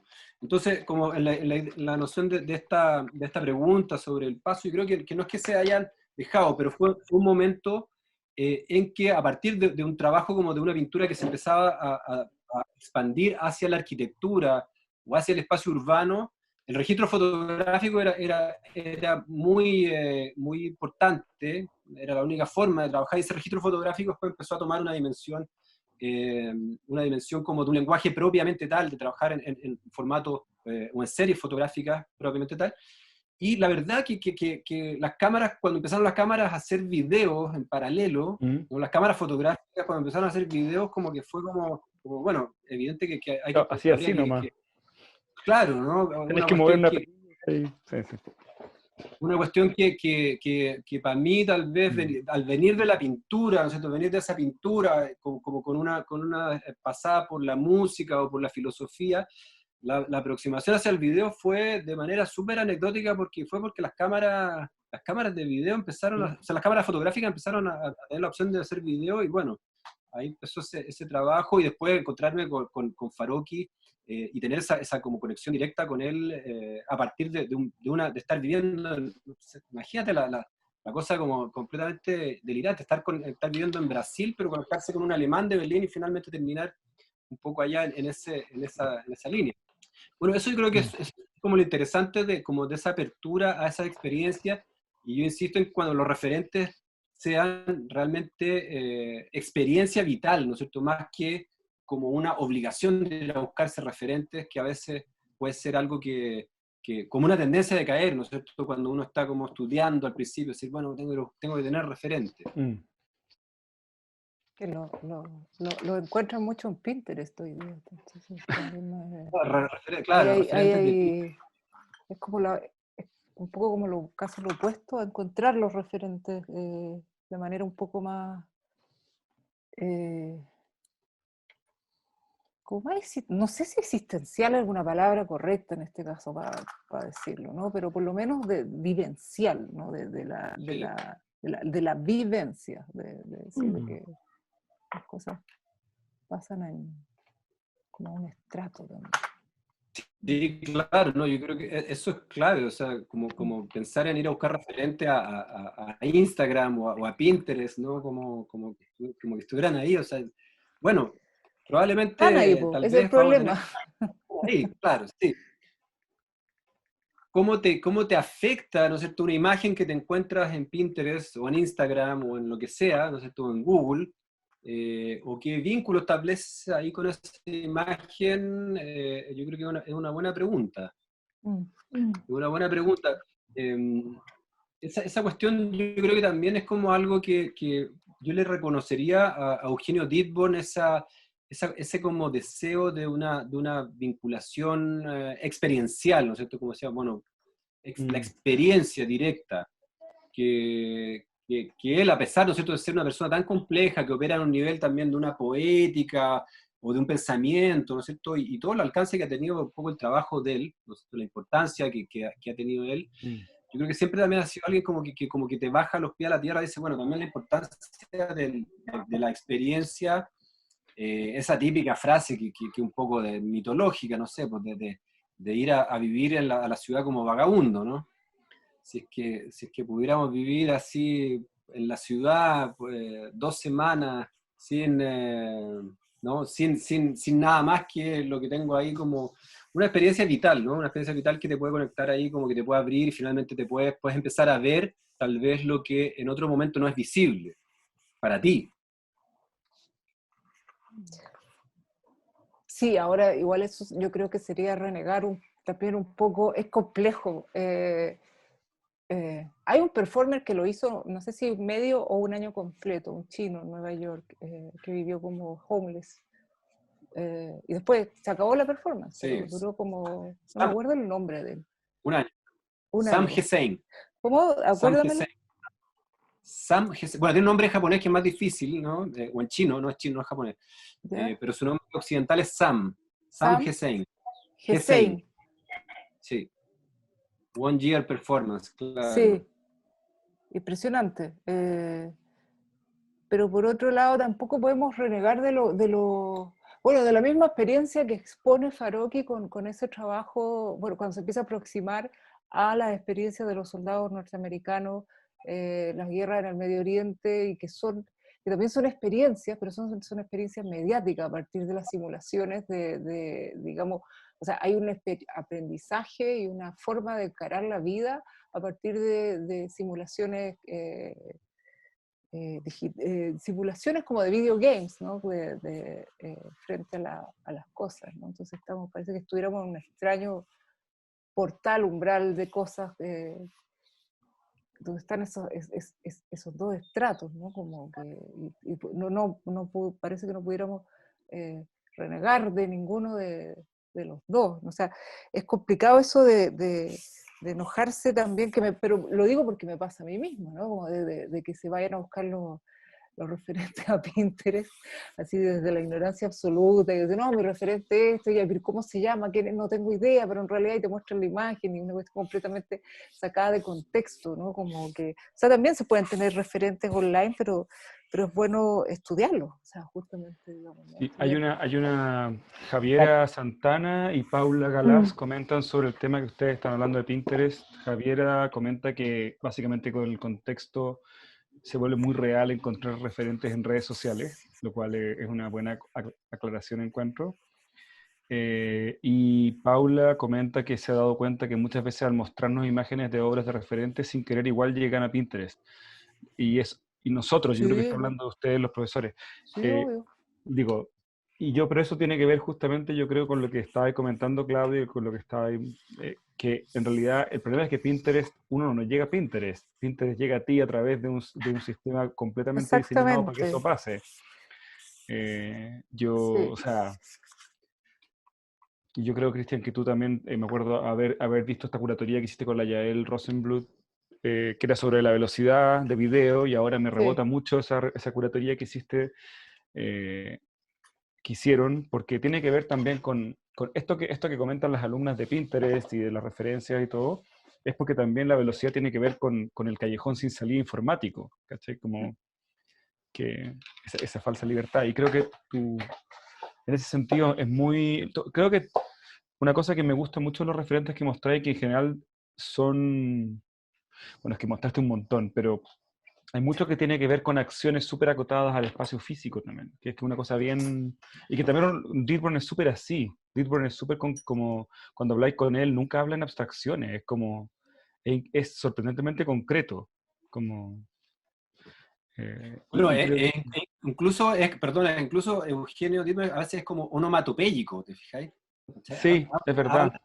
habla en onomatopeya. Entonces, ¿cómo puedes entender lo que es como expresarte con un artista como que de mayor trayectoria, más viejo, que te da respuestas a preguntas sobre práctica artística con onomatopeya, ¿no es cierto? ¿Te fijáis? O Sí. sea, como que es bien radical esa cuestión. Pero a mí me pasaba eso, yo creo que hay una cuestión como que tener clara, como que hay que, bueno, hoy día estamos en pandemia, estamos encerrados, no se puede ir al museo, como dice ahí Javiera, pero hay que tener ese deseo, ¿no es cierto? Como que yo creo que es súper importante juntar unos pesos y en el momento que se pueda ir a donde uno le interesa. O sea, yo estaba tan obsesionado de verdad como entre con el Jardín de las Delicias del Bosco y con la balsa de la Medusa de Jericó, que decía, tengo que ir a verlo, ¿no? No puedo seguir viendo estas pinturas en reproducciones y juntarse los pesos y conseguir unos pesos por allá y tomarse un avión que fue como bien delirante también, ¿no? Como, conseguirse un lugar, que alguien que te recibiera por allá, o pasar unas pellejerías, así cuando uno todavía tiene los años y la energía para hacerlas, es algo como que te saca de esa idea como de que los referentes tienen que llegar a ti. Realmente uno tiene que ir a encontrarse con piezas que son importantes, o sea, que te mueven, ¿no es cierto? Decía, de verdad, un poco nadie me entendía de que quería ir el objetivo era ir a ver la balsa de la Medusa. Eh. Pero eso, o sea, eso es notable, porque es como... Sí. Yo creo que eso es como clave, o sea, como tener ese convencimiento, ese deseo, y sobre todo cuando nuestros queridos y queridas estudiantes, ¿no es cierto?, tienen la juventud para hacerlo, que un poco esto mismo que diría, no sé, pues embarcarse, meterse en un barco y tener esas experiencias ¿no?, vitales, ¿no? Vitales, sí. Bueno, yo conozco un par de escuelas de cine que suspenden sus clases cuando es el Festival de Cine de Valdivia. ¿Cachai? La suspenden y básicamente les dicen a los alumnos, tácitamente les dicen, vaya usted a Valdivia, alójese en cualquier lugar, coma poco, y tácitamente también les dicen que se alimenten en base a cerveza y vayan a ver cine. Y funciona, ¿eh? Las escuelas se vacían. La escuela de cine de Valparaíso desaparece durante una semana y se van todos a Valdivia. Y a lo que voy es que también, así como podíamos incluso en tiempos de nueva pandemia, hacer algo, no sé qué, pero trasladar la escuela a otro lado. Ya que no logramos trasladar a nuestras casas, podemos ir a una bienal. Sí. Yo me gustaría decir algo que sobre eso que están hablando, me parece que es justamente clave fortalecer esas experiencias con lo físico, ¿no? Porque sobre todo ahora, con esto que estamos viviendo, y a propósito de lo de Pinterest y de los referentes, parece ser que esa es la experiencia con los nuevos referentes, ya nuevos entre comillas, porque yo creo que igual tiene rato eso, ¿no? Pero esta cosa como extremadamente virtual, porque ya ni siquiera es la foto, es el video de la exposición, es el recorrido 360, métete en cada pixel del Jardín de las Delicias a través de la nueva web del Museo del Prado. Entonces Sí, ahí me parece sí. que sí, porque es como interesante, o sea, está bueno eso de pensar en qué es lo que te puede dar la experiencia de la obra físicamente, ¿no? De estar ahí, porque de repente pienso que lo que tú decías, Cristian, no es solo el ver las obras, tú hablaste mucho de estar en contacto con Farocchi, que te invitó a su departamento, que era chiquitito y que no sé qué, o sea, esa cuestión de generar las relaciones con las personas. Finalmente eso también yo creo que va haciendo el camino, no solamente la obra en sí, ¿cachai? Sino lo que te va dejando esa experiencia que finalmente a través de la pantalla, del celular, del computador, igual se pierde todo eso otro, ¿cachai? Claro, ¿no? El libro, el viaje, ¿cachai? Gracias al libro llegaste al viaje a Madrid, a esto, después la residencia o qué sé yo, digamos. No, total, pues total, o sea, te fijáis que yo creo que eso es súper importante de cuando uno tiene un interés, como que tiene que ir a la fuente. O sea, yo por eso decía, quería como recordar esa experiencia de estar con Parra, o sea, estar 2 años yendo a las clases de Parra de Boché, fue increíble. Ahora, lo que pasa es que los estudiantes, nuestros estudiantes tienen a Zurita también, en la propia universidad, ¿no es cierto? Yo siempre digo, vayan a meterse a las clases Zurita. No, pero es que no me dieron el curso, no me dieron, pero si da lo mismo que te dan el curso, ¿no? Si uno no va para hacer el crédito, ¿no es cierto? Pero como tener la experiencia no sé si sigue haciendo clases, Zurita, Raúl, si sigue con las Mucho clases, premio. No, ahora tienen que ir a recibir los premios, ya no tiene tiempo para hacer clases, digo. pero te fijáis esa... Sonó picado eso. ¿Ah? Claudia, sonó No, picado. ¿Cómo No, se es que te ahora. ocurre? ¿Cómo me...? No, pero nada que ver, nada que ver. ¿sabes qué? Es una cuestión yo que rescataría. Yo me acuerdo también como que en un minuto me interesaba como la figura de Sublet, Gastón Sublet, que hacía clases también en estética, en otra universidad, y uno iba y se metía, ¿no Sí, es pues, cierto? se Bueno, tal vez hoy metía. día es un poco más Sí, difícil, porque te piden la credencial, te piden, no, sí. usted no es de acá, no te dejan. no sé, puede ser un poco más difícil, pero yo creo que uno tiene que ir y encontrarse con los personajes que, que- que dejen de ser personajes y que sean personas. Y cuando son personas, se genera un vínculo y esa referencia empieza a tener mucho más sentido que simplemente como un nombre, una obra o una imagen o un texto. Que también hay una cuestión ahí con el discernimiento, con el criterio, si también, o sea, acercarse a ciertas tradiciones o, digamos, o seguir, o tener una tradición, o tener referentes, o tener padres intelectuales, no tiene que ver con, o sea, tiene que ver también bueno, son filtros de la experiencia que yo encuentro que son necesarias, porque la experiencia completa, o sea, uno no puede abordar el mundo entero, ¿no? El mundo es demasiada información, demasiado desorden. Y yo creo que, que, que estos personajes son súper importantes en tanto mediación de mundo. Me parece que es bueno que sea así. Uno llega, digamos, a partir de ellos, de ciertos profesores, a veces, ¿no? De ciertos, pero también cuando se fue a meter a ciertas conferencias o a ciertas, a, a, a escuchar una propuesta de experiencia, de mundo que con discernimiento, a mí me parecen fundamentales, o sea, completamente fundamentales. Lo que decía de Zurita Gosiña no tiene nada, o sea, estoy diciéndolo porque justamente esta semana Zurita creo que ganó 2 premios, eh, de hecho, el de Reina Sofía y no sé si, pero este mismo mes otro más, digamos. Claro, pero te fijas ahí también que esa importancia como que yo lo veo como la misma como dimensión de cuando uno estaba viendo, yo estaba viendo esta pintura, la balsa de la Medusa, la veía en reproducción, y de repente te vas y te enfrentáis Sí. frente a la pintura. Es como también si estáis leyendo, no sé, estáis leyendo ¿qué? A Paul Beatriz Preciado, ¿no es cierto? Lo estáis leyendo, y de repente, bueno, claro, hay conferencias en YouTube, está lleno de conferencias, pero si sabéis que hay de repente una conferencia que a veces no llega a Chile, pero puede estar en Buenos Aires, y ese gesto de repente de tomarse un bus, así como conseguirse una, y tomar, ya, bueno, ya ni siquiera, antes uno se tomaba un bus porque podía ser más barato, ¿no? Pero ahora te conseguí podéis ir por un día, ¿no? A ver una conferencia, y de repente tener ese contacto, yo creo que hace realmente un cambio, ¿cierto? Porque podemos pasarnos la vida viendo conferencias increíbles, en YouTube, buenísima, no sé, podemos ver, podemos leer todo lo que podemos leer, podemos ver la imagen, pero creo que la experiencia, rescato esa cuestión como de la experiencia Sí. vital. No sé si alguien... Eso, bueno, nosotros tenemos una entrega, Creo pero que veo a Ramón levantando la mano. Ah, ya. Siendo el director, creo que debiéramos dejarlo supuesto. hablar. Gracias. Muchas gracias. Muy breve, sí. Que fue interesante, Cristian, claro, todas las fuentes y los referentes. Yo diría que a lo mejor hay que cambiarle, digamos, porque de pronto referente suena como a... Es una palabra que a veces se connota como si quisiera establecer una especie de ruta segura.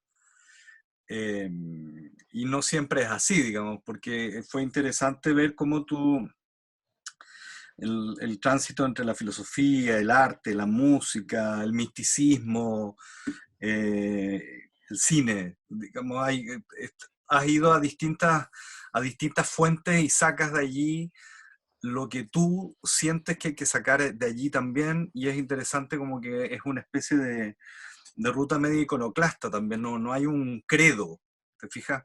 Más que la propia convicción de que hay que ir buscando algo. Entonces me pareció interesante y me recordó una frase que Ignacio Gumucio en algún minuto comentó hace unos años, que el artista era un especialista sin especialidad. Y me parece súper atingente porque, digamos, dentro de lo que te escribes tú, me parece que ese ejercicio de la libertad y de la aventura por sobre todo, me parece no lo había visto así de claro, si bien te conozco bastante, pero fue, digamos, fantástico poder tener ese orden de alguna manera de esas rutas. Entonces, eso es un primer asunto. Y a lo mejor los referentes, estaba pensando, Joaquín, interferentes. Los Interferentes. interferentes.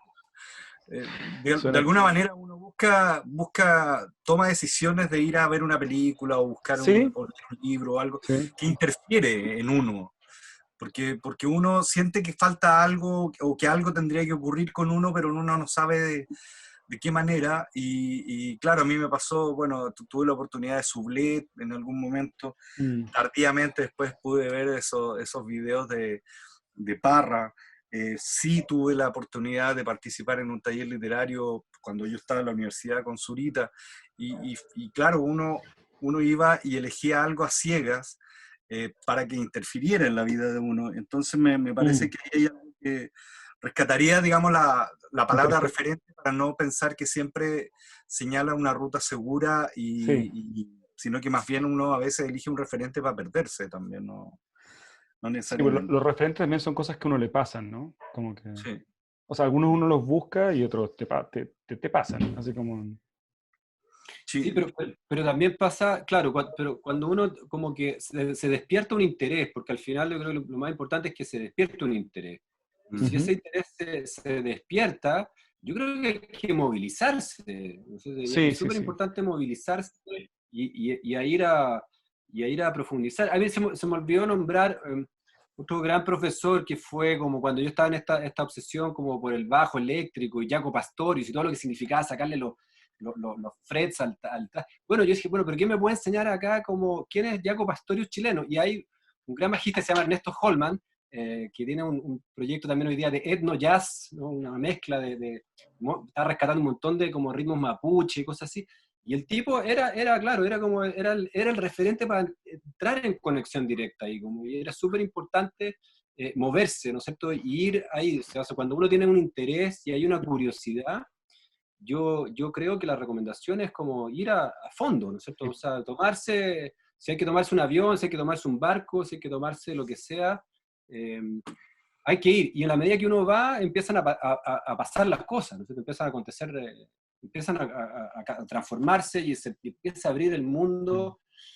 Yo cuando llegué a Brasil estaba, bueno, haciendo una exposición, después estaba ahí, como todo el mundo brasilero, y de pronto me acuerdo que lo más alucinante fue como que había una charla inaugural de Philippe Dubois, y decía, pero Philippe Dubois lo llevo leyendo siglos con el acto fotográfico y todo, y uno piensa en una figura de Philippe Dubois, que era Philippe, y aparece Philippe Dubois, y cuando te vayas a tomar unas cervezas con Philippe Dubois, como va a empezar así, y después aparece Didi Buberman, y después aparece Rancière, y después, ¿cachai? Que no son figuras como... Ahora yo decía, ¿por qué todo esto? Yo me tocó la suerte de estar en Río de Janeiro en el minuto que estaban aterrizando todos estos franceses, porque había un intercambio muy fluido entre Brasil y Francia, y aparecía cada mes había todos estos como grandes teóricos, y bueno, lo mismo después con la figura como de Faro, que uno llega así, sí, pero son como, o sea, como que creo que el gesto es como doble, en la medida que uno se mueve y va hacia un lugar, también después esos lugares te empiezan a dar ciertos como entrega o regalos incluso, ¿no? Que es como expandir la experiencia, pues, expandir la experiencia y Mm. transformar esa experiencia en una experiencia conectada y no simplemente como en llenar una lista que sería como algo que tengo que tener. Mm. Hay una linda anécdota que contaba, bueno, linda, ahora suena súper mal, pero Jodorowsky contaba que cuando vio o leyó no sé qué cosa a Enrique Lin, decidió ir a conseguir la dirección y le tocó la puerta y le dijo, hola, quiero que seas mi maestro. Y Enrique Lin le preguntó si era homosexual. Y él le dijo, no. Y dijo, bueno, pasa. Y lo dejó entrar, no sé qué problema tenía con la homosexualidad, supongo que pensó que quería pololear con él, Jodorowsky.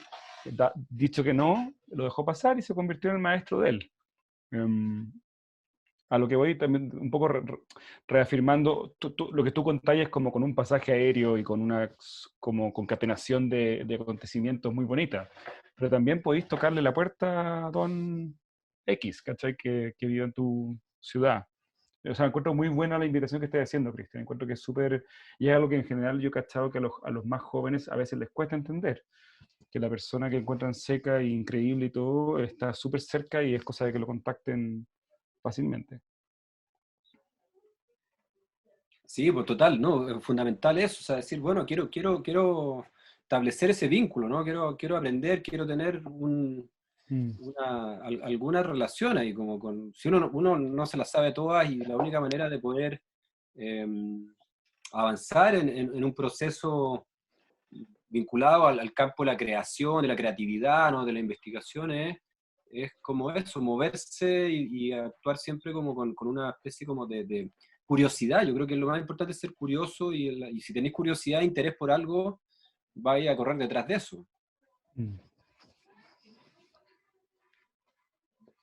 Pero claro, bueno, obviamente que en la situación de pandemia todo está mediado por una mascarilla o por una pantalla o por un PCR, y entonces, claro, uno tiene que llegar a tocar la puerta con PCR. Puede volver más complejo, pero esperamos, bueno, que obviamente tendrá que pasar esta pandemia, ¿no es cierto? Y habrá alguna vida posible después en que podamos como tener esa experiencia, ¿no es cierto?, fuera de la pantalla. Bueno, en el seminario que hicimos la semana pasada, que era este seminario que se llamaba Semiótica desde el encierro, que había invitado a también 2 profesores brasileros, una psicoanalista, Tania Rivera, y Tadeu Capistrano, hablábamos de una cuestión que a mí me parecía súper importante, que era este acto del consumo del mensaje, ¿no? Una especie como de consumo del mensaje que apunta también a una rapidez. Demos por entonces finalizado. Gracias, Cristian, por la generosa presentación, muy buena. Va a ser muy bacán poder volver a escucharla y a verla. Agradecemos también a Claudia y a Mariana por recibirnos en su canal. Gracias. Gracias a Cristian. Gracias, Cristian. Gracias a ustedes, fue realmente un gran proceso de pensar todo esto y cómo ver cómo organizarlo, cómo plantearlo. Así que muy agradecido también de Claudia, de Mariana, Ramón, Camila por la gestión, Joaquín, a ti por toda la organización también. Lo único que yo creo que tenemos que asumir que hacer este ejercicio en media hora es imposible. Sí, bueno, ya está, la agenda ya está ahí, es obviamente falso. Sí, mentiroso, falso. Es mentiroso. Ser más No puedo ventilar esa negociación. Solo diré que fue negociado. No, sí. Está todo bien, está todo bien. Sí, obviamente uno se pasa, está perfecto. También sí, está en el horario de los cursos, así que tampoco es como... O sea, sabemos lo que estamos ganando y lo que estamos postergando. Pero sí, es verdad que hay que sincerarlo, Cristian. Así que bien, ¿no? Bueno, muchas gracias a todos, a todas, a todes. Seguimos en el mismo canal, ¿no? Próximo lunes. Sí, con la próxima presentación. Bueno, muchas gracias.